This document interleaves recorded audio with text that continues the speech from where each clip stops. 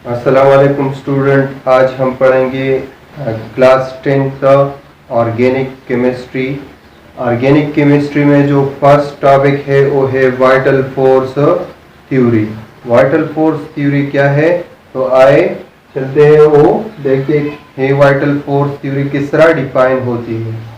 तो फर्स्ट जो है वाइटल फोर्स थ्योरी, एक स्वीडिश साइंटिस्ट था जिसका नाम था बर्जीलियस। ये वाइटल फोर्स थ्योरी बर्जीलियस ने पेश किया था। के बाद ये वाइटल फोर्स थ्योरी क्या है, तो उसने कहा कि वाइटल फोर्स थ्योरी जो है प्लांट्स और एनिमल जो है उसमें एक नेचुरल फोर्स होता है जिसके जरिए ऑर्गेनिक कंपाउंड पैदा होते हैं। उस नेचुरल फोर्स को उसने सुपर नेचुरल फोर्स कहा, और वो सुपर नेचुरल फोर्स जो है उसको उसने वाइटल फोर्स का नाम दिया गया। इसका मतलब ये है कि ये वाइटल फोर्स जो है ये सिर्फ और ये जो है नेसेसरी है, जरूरी है synthesis of organic compound. Organic compound की तैयारी के लिए ये वाइटल फोर्स जो है वो जरूरी है। बर्जीलियस के मुताबिक जो सुपर नेचुरल फोर्स होता है उसको वाइटल फोर्स कहते हैं, और वो ऑर्गेनिक कंपाउंड की सिंथेसिस के लिए जरूरी है।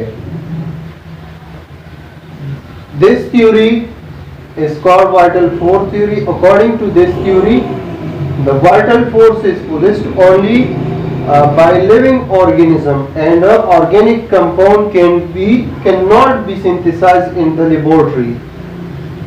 इस थ्योरी के मुताबिक जो वाइटल फोर्स होता है वो सिर्फ और सिर्फ लिविंग ऑर्गेनिज्म में होता है।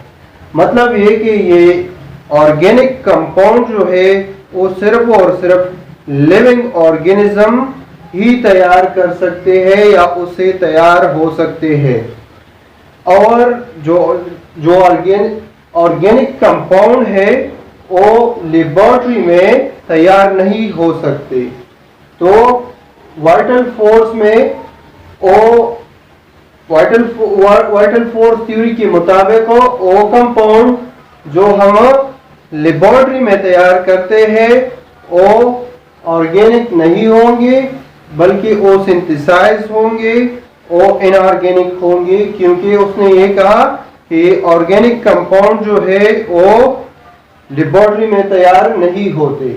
मतलब ये है कि जो ऑर्गेनिक कंपाउंड है वो लिविंग ऑर्गेनिज्म से यानी प्लांट और एनिमल से जो है तैयार करते हैं, और इस तरह कंपाउंड को हम जो लिविंग ऑर्गेनिज्म से हासिल होते हैं या लिविंग ऑर्गेनिज्म तैयार करते हैं उसको हम ऑर्गेनिक कंपाउंड कहेंगे, और इस तरह की कंपाउंड की स्टडी को हम ऑर्गेनिक केमिस्ट्री कहेंगे बर्जीलियस के मुताबिक।